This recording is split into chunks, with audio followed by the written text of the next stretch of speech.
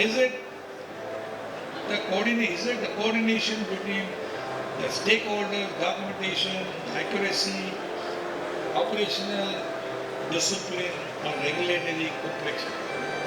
All these are coming to play at one point.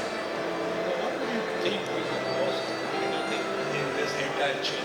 So the danger there is that you know just enough to be dangerous, but you don't know enough to be safe, which I think is the scariest situation because yes, all of us here, many of our fraternities are experts, we know what to look at, but there's a lot of people who will say, IIT certificate tha sir, I don't see anything wrong with this. It is an investment that will only give you return in the long term. The framing or the mindset that it is a cost is a poor notion, and anyone who does actual risk analysis will be able to tell you that on a long-term basis, reducing your risk is always an investment. The supply chain for chemical logistics and for dangerous goods does not start with the transportation. The supply chain of this chemical logistics starts in the factory of the manufacturer, of the supplier. That is where the supply chain is originating.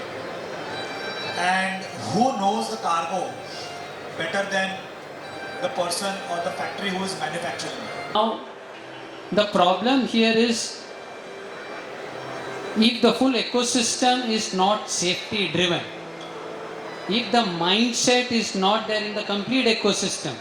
When I say the complete ecosystem, where this is originating? It is originating first from the shipper. Shipper is producing that cargo. Now when the shipper produces the cargo in his factory, he is complying to all the norms because for him the safety of the factory, safety of the people working in the factory is paramount. But when it is moving outside his factory, the thought process changes, the attitude changes, and the risk appetite changes. This is where the problem is. In India, the biggest thing is that you quote, say 10,000 rupees. I'm just talking about the trading or consultancy. You quote 10,000 rupees, then they'll say, make it 7,000 rupees. You quote 5,000 rupees, they'll say, why not 2,000 rupees? You quote 1,000 rupees, they'll say, why not 500 rupees? If you offer free, they'll ask, will you give tea and coffee or not?